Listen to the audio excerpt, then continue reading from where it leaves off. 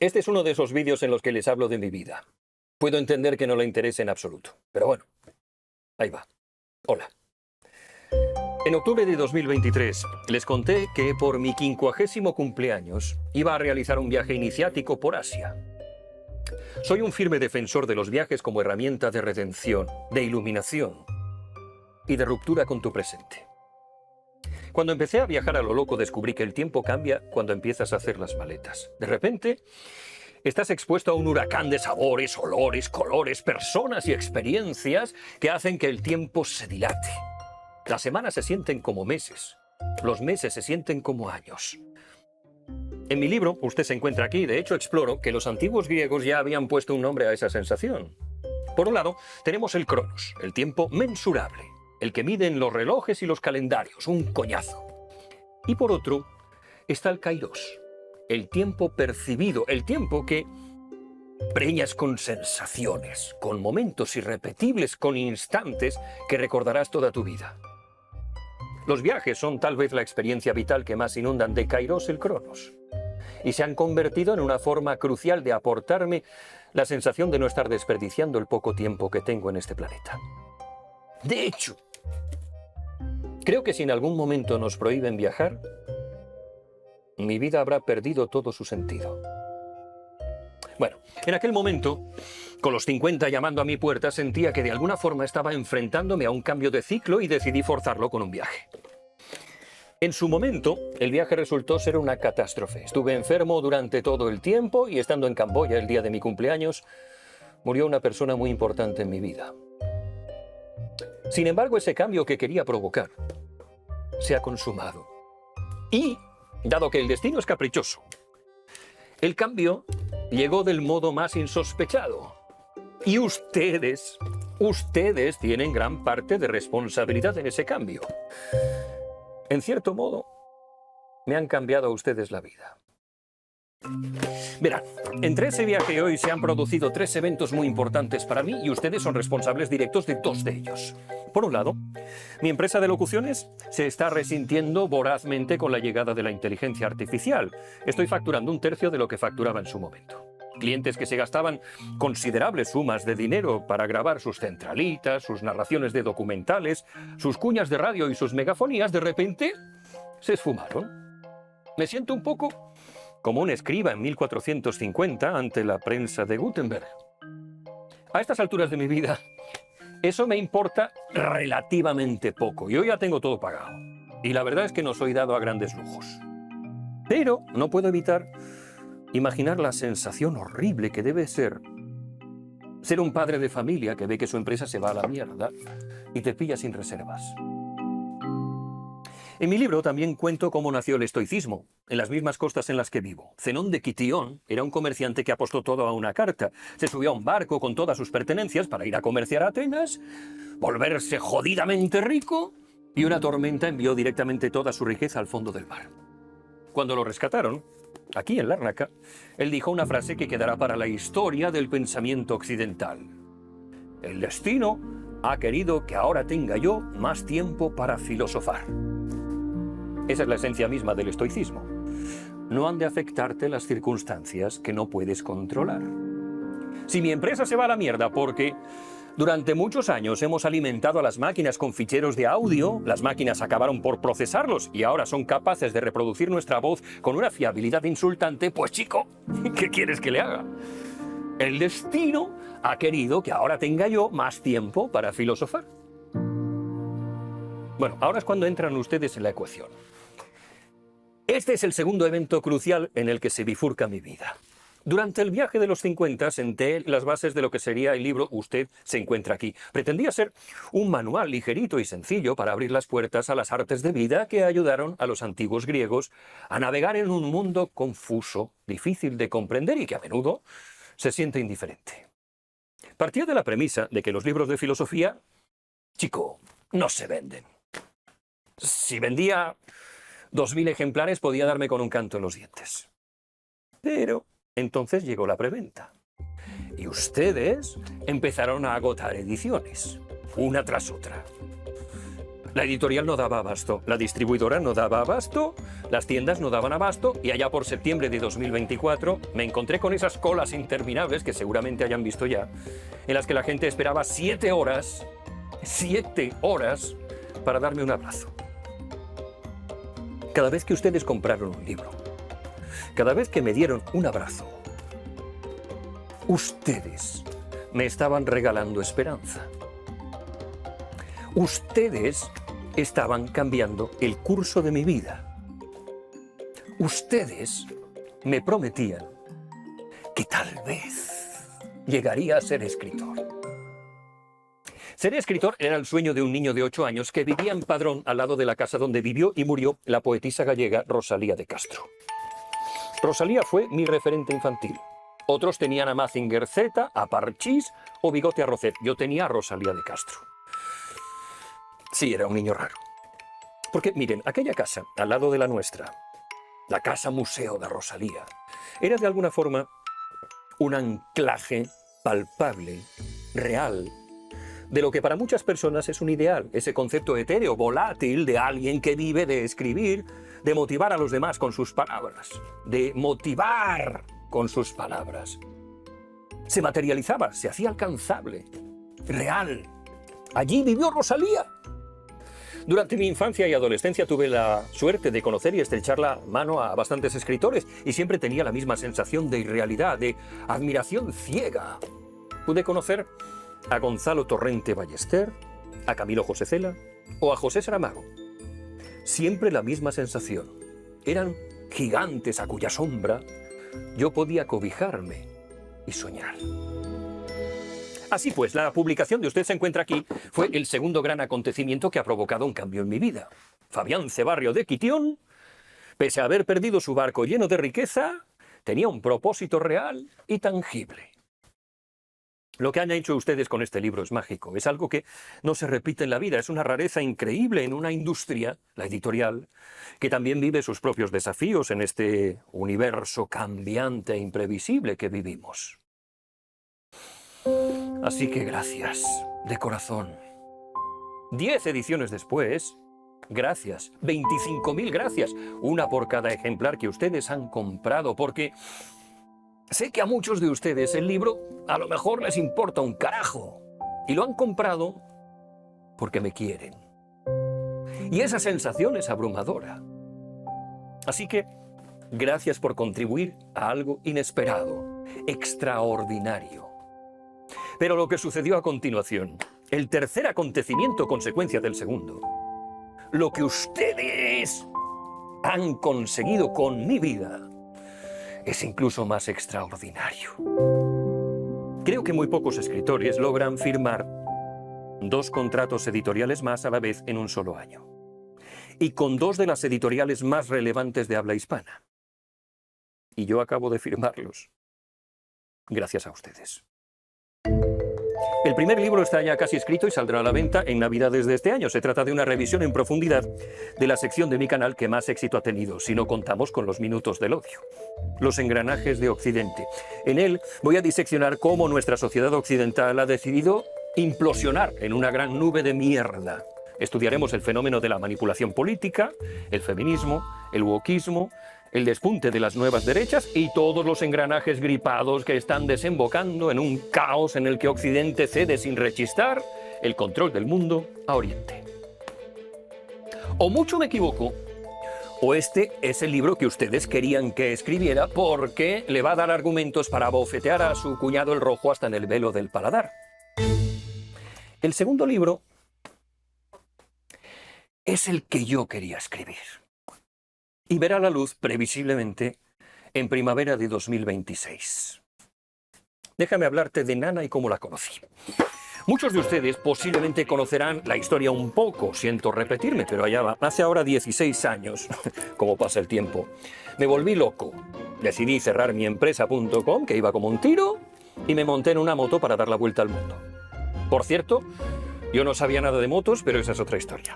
Durante los 2 años que estuve dando tumbos por ahí, me vi envuelto en todo tipo de situaciones rocambolescas y conocí a seres de todo pelaje. Uno de ellos fue Philip, en Katmandú, coronel retirado del ejército británico. Ojos de acero, dientes de acordeón viejuno y corte de pelo como un cepillo gastado. Su mujer, al saberse estéril, se quitó la vida. Y él se quedó tan arrasado que decidió abandonar el ejército y dedicarse a rescatar niños esclavos de circos indios. A mí aquello me sedujo tanto que, a mi regreso de la vuelta al mundo, ya con unos cuantos seguidores, muy pocos y además moteros todos, conseguí un patrocinio de Mutua madrileña, me volví a montar en una moto y me fui con cámara oculta a perseguir a la India a los dichosos niños esclavos. Estuve varios meses en India grabando pruebas con un bolígrafo cámara, visité varias veces la ONG que los rescataba, en fin. Sí, reconozco que desde hace 16 años tengo una vida peculiar. Fruto de esa experiencia, escribí una novela titulada Malabar. Hasta la fecha, mi hijo más querido. Malabar no se vendió nada. En primer lugar, la editorial era muy pequeñita y en segundo lugar, yo por aquel entonces apenas contaba con seguidores y los pocos que tenía eran fanáticos de las motos que durante las presentaciones de la novela me preguntaban por los neumáticos que había llevado, así que la dramática historia de los niños esclavos de los circos indios se la traía bien floja y pendulona. Bueno, durante la vuelta al mundo, en Bangkok, conocí a una puta. No hablo de conocerla en el sentido bíblico, ni siquiera profundizamos demasiado en nuestra relación. Era la noche del Oi Krathong, el Festival de las Luces, una celebración muy hermosa en la que los tailandeses depositan pequeñas balsas con lamparitas de aceite que flotan río abajo, portadoras de sueños. Si estás de vacaciones con Carrefour, puedes comprar un balón de papel de arroz a un precio abusivo y hacerlo volar y subir las fotos al Insta. Pero la gente de a pie, los thais, van a la orilla del río a depositar balsitas que requiere menos logística, menos inversión, menos I+D+I. El río refleja las linternas que navegan trémulas como almas fugitivas. Y por un instante te sientes uno con todos. Con el turista alemán que se ríe torpemente mientras su krathong vuelca. Con el gordito amargado que murmura una oración apenas audible mientras sostiene la mano de su madre ciega. Con los amantes adolescentes que intentan besarse bajo las sombras del puente Rama VIII. Pero al mismo tiempo, te sientes absolutamente solo, como si ese espectáculo fuera una especie de burla, una señal de que incluso tus deseos más secretos están condenados a disolverse en el agua sucia del río. Los krathong flotan como pensamientos sueltos, una procesión de cestitas de bambú y hojas de plátano que arden suavemente, llevando tus deseos, tus remordimientos y todo lo que no te atreves a decir en voz alta. Y allí estaba Nana. Tendría 20 y pocos años e iba con el uniforme de trabajo, pero había bajado al río a depositar su krathong. Yo le pregunté, ¿qué estás pidiendo? Con la voz medio tragada por el ruido del río y el estruendo de los cohetes en la distancia. Me miró entonces y fue como si el mundo entero quedara en silencio por un instante insoportablemente largo. Sus ojos eran enormes, pero no brillaban como esperaba, tenían una opacidad que dolía, como una ventana que lleva demasiado tiempo cerrada. Nada, respondió, y su voz era suave, pero tenía filo, como si nada fuera su escudo, su forma de proteger algo que no quería decir. Después se fue y me dejó el corazón en los huesos. De alguna forma sabía que tenía que contar su historia y en mi cabeza se dibujó la trilogía asiática. Malabar es la primera de las novelas de esa trilogía, la historia de Nana es la segunda y de la tercera ya hablaremos y al final a ustedes les gusta la historia de Nana. Hasta la fecha, Nana se había resistido a reclamar su lugar en el mundo, era una especie de fantasma haciendo run run en el fondo de mi cráneo, pero ahora mismo está golpeteando la puerta desesperada por salir. Ya sabes cómo son estas cosas. Los personajes no nacen hasta que no quieren. Total, que este sábado estaré en Atenas y el domingo lo pasaré suspendido en el aire en un avión volando hacia Bangkok, esta vez sí, para escribir la historia de Nana. La novela que llevo 14 años queriendo contar. Esta afirmación me resulta marciana incluso a mí. Soy consciente de que tengo una suerte enorme. Muy pocas personas en el mundo pueden permitirse viajar a lugares remotos para desarrollar su pasión creativa. Y ustedes me han permitido a mí vivir esa aventura personal. Voy a estar 2 meses conociendo a fondo un mundo extraño, multicolor, lleno de dramas, de historias desgarradoras, de música a todo trapo, de cuerpos vencidos, de fiestas eternas, de sexo acrobático, de ascensiones y caídas de almas vencidas, noches perdidas, sombras extrañas. Y esta vez, si no enfermo, quiero compartirlo con todos ustedes, el proceso creativo que hay detrás de la escritura de una novela. Imagínense por un momento la ilusión que siento. Por un momento, 14 años deseando hacer esto. 43 queriendo ser escritor. Piensen en lo maravilloso del desafío que tengo por delante. Miren, les voy a dar un pequeño ejemplo. Queda un poco infantil, pero allá va. El otro día me pasé 20 minutos eligiendo el cuaderno donde voy a ir apuntando ideas. Es este. Está en blanco. Estoy como un niño el día antes de ir al cole después de las vacaciones. ¿Que ha habido un terremoto en Bangkok? Bueno, chico, pues ¿qué le voy a hacer? A lo mejor contribuye a mi novela lo que allí me encuentre. El destino ha querido plantar un terremoto delante de mí. Para mí es importante que entiendan que esta novela supone la culminación de un proyecto personal que lleva desarrollándose en mi interior desde que tenía 8 años. Por aquel entonces, yo ya soñaba con erizar, con motivar, con hipnotizar a la gente con mis historias. Con ver una novela mía en las estanterías de las librerías publicada por una editorial grande. Y ese momento ha llegado, más de 40 años después. Queda por definir lo que va a pasar con el canal y sobre todo con la sección más adictiva, los minutos del odio. Sí, los minutos del odio. Como ustedes seguramente sabrán ya, a mí no me gusta especialmente hacer los minutos del odio, sin embargo, se ha convertido en un monstruo que me ha devorado. Les cuento, los espectadores que prefieren mis contenidos más humanistas suelen ser mucho más belicosos en los comentarios. Me dicen que le den a los minutos del odio, a mí me gustan los vídeos de filosofía. Yo quiero los vídeos de filosofía. Pero las cifras del mundo real pueden ser muy empecinadas. La cruda realidad es que cuando paso un par de semanas sin publicar los putos minutos del odio, el canal se va a la mierda. Esto es así por un proceso algorítmico muy simple. La publicación de esa sección los sábados por la noche le dice a YouTube que yo molo mazo, porque muchos de ustedes lo están esperando. Tienen una cita conmigo para desayunar el domingo y lo consumen en tromba. Cada semana hay 100.000 personas pendientes de esa sección, que se dice pronto. En consecuencia, YouTube muestra el siguiente vídeo que yo publico a mucha más gente en la esperanza de que ese nuevo vídeo tenga el mismo interés, en la esperanza de que yo siga molando. Normalmente no ocurre. Pero hay tracción de visitantes de los minutos del odio hacia mis vídeos menos populares. Por ese motivo, alterno los minutos del odio con contenido más humanista y menos popular, para que el contenido menos popular sea expuesto mejor por YouTube y alcance más visionados. Sin embargo, si no publico los minutos del odio, la gente ve menos el siguiente vídeo. Y YouTube muestra el que publique a continuación a menos gente todavía. Y el siguiente a menos. Así, sucesivamente, en una espiral putrílaga, hasta que mi canal entra en un estado comatoso. Por lo tanto, dado que el objetivo final de un canal es que la gente lo vea, estoy cautivo, estoy atrapado por los minutos del odio.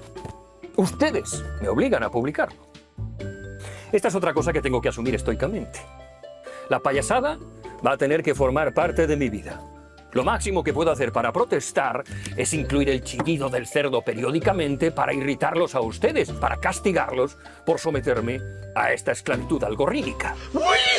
Así que voy a intentar publicar los minutos del odio desde Bangkok con la ayuda del señor Kapuczynski, Walter Donovan Yupanqui, nuestro Señor Jesucristo, la Fundación Reptiliana de Soros, Bill Gates y yo mismo si encuentro dónde grabarlo. Obviamente serán ediciones más rudimentarias, pero espero que sepan perdonarme. Al fin y al cabo, tengo una vida más plena, mucho más interesante que vivir en el mundo real. A ver qué coño me invento para que ni ustedes ni el algorrino me sepulten en las cimas del olvido. El resto de los contenidos del canal se verán muy afectados por mi viaje, como era de esperar. Quiero hacer una especie de blog, pero muy especial. Quiero compartir con ustedes cómo es el proceso creativo de escribir una novela de ficción en un lugar remoto, cómo se buscan los elementos que te inspiran, cómo descubres los personajes y cómo se va revelando la trama ante ti. Yo creo que va a ser un viaje fascinante y espero de corazón que podamos emprenderlo juntos. Bueno, gracias por llegar hasta aquí. Y sobre todo, gracias a cada uno de ustedes por hacer realidad los sueños de un niño que un día quiso ser escritor. Más de 40 años después, ese niño que contaba con soñar historias está a punto de conseguirlo.